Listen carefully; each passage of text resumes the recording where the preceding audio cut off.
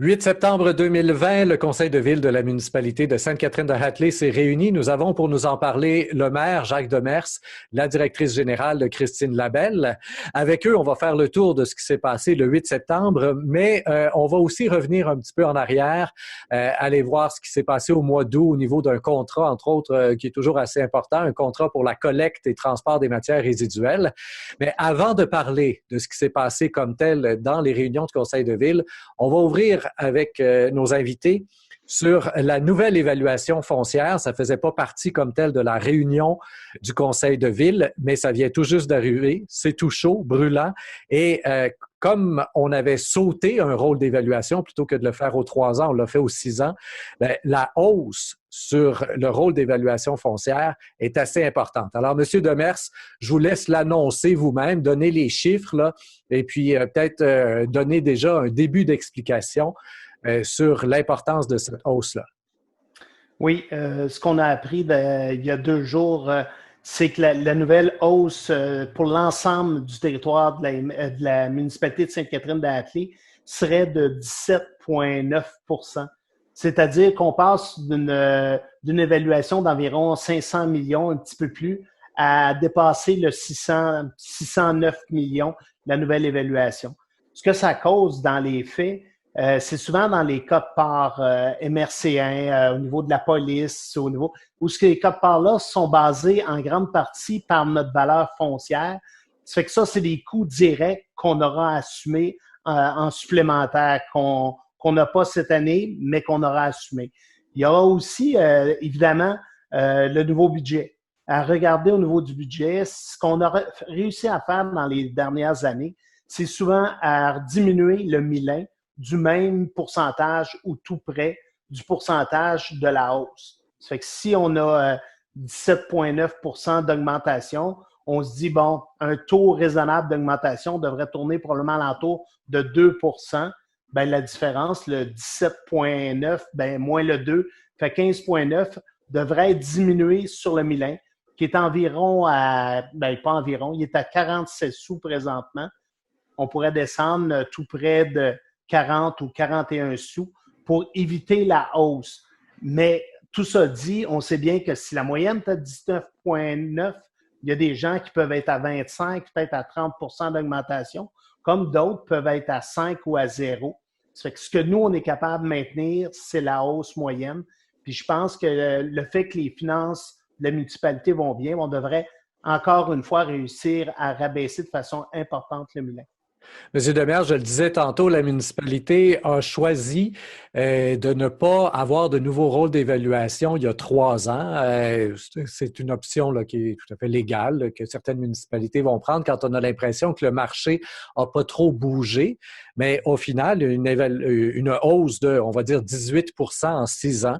Est-ce que c'est une hausse qu'on peut qualifier de normal, ou s'il y a déjà dans ces chiffres-là l'impact là, de ce qui se passe actuellement sur le marché immobilier suite à la COVID. Là, il y a vraiment une surenchère au niveau des prix des maisons en Estrie, surtout dans la campagne estrienne. Est-ce qu'on a déjà cet impact-là sur les chiffres? On ne l'a pas dans les chiffres. Pour ça qu'on est quand même satisfait de voir qu'on a maintenu à légèrement un peu moins de 3 % la hausse par année, ce qui donne sur le 6 ans. Mais la crainte évidente, c'est ce qu'on voit présentement dans les ventes. Parce que cette hausse-là est basée sur 2019, le mois de juillet 2019, leur date d'arrêt.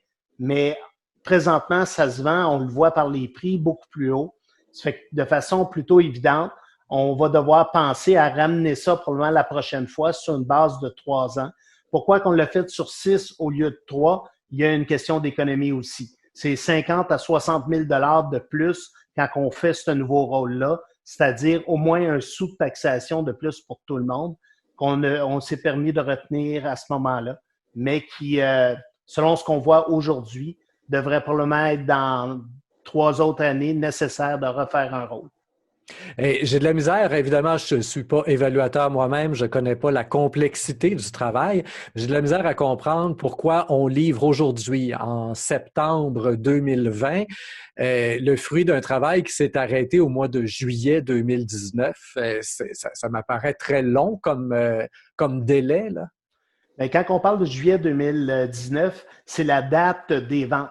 Mais avant que les ventes soient notariées, que les chiffres soient rentrés, qu'ils soient calculés, ça reste une évaluation de masse. À partir de cette date-là, il y a des vérifications.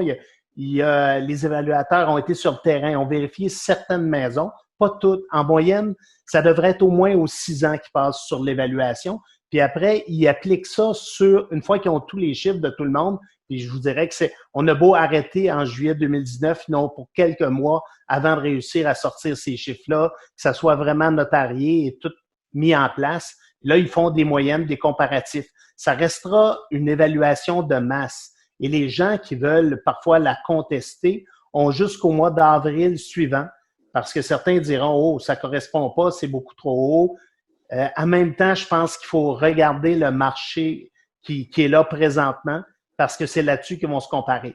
Si vous considérez que la maison, au prix qui est évalué par la municipalité, ben c'est pas la municipalité, c'est une firme complètement indépendante qui l'a fait, mais c'est nous qui vous fournissons l'évaluation. Si vous considérez que le prix est plus élevé que qu'est-ce que vous seriez prêt à la vendre, ben oui, probablement que ça, c'est un signal de dire vous pourriez faire une contestation puis faire revoir l'évaluation. Mais si vous voyez qu'elle n'est pas plus haute que vous pouvez vous-même évaluer pour le marché, ben la plupart du temps, on dit c'est pas nécessaire d'aller plus loin. Puis les hausses, on les voit présentement, des terrains qui se vendent le double du prix qui était évalué dans la dernière évaluation. Particulièrement le coût des terrains, puis là où ils sont situés, on voit une hausse importante. Madame Labelle, je vais conclure avec vous pour cette première portion de l'entrevue. Est-ce que les gens ont déjà accès sur le site web de la municipalité aux nouvelles évaluations ou si ce sont encore les anciens chiffres qui sont là?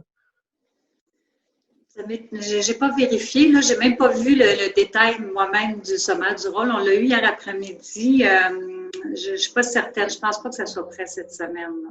Mais je m'informerai là, pour m'assurer que c'est prêt le plus rapidement possible. Très bien. Alors, citoyens de Sainte-Catherine-de-Hatley, tenez-vous-le pour dit. Vous pourrez bientôt, via le site web de la Ville, évidemment, aller voir votre nouveau rôle d'évaluation, voir ce qui concerne votre demande.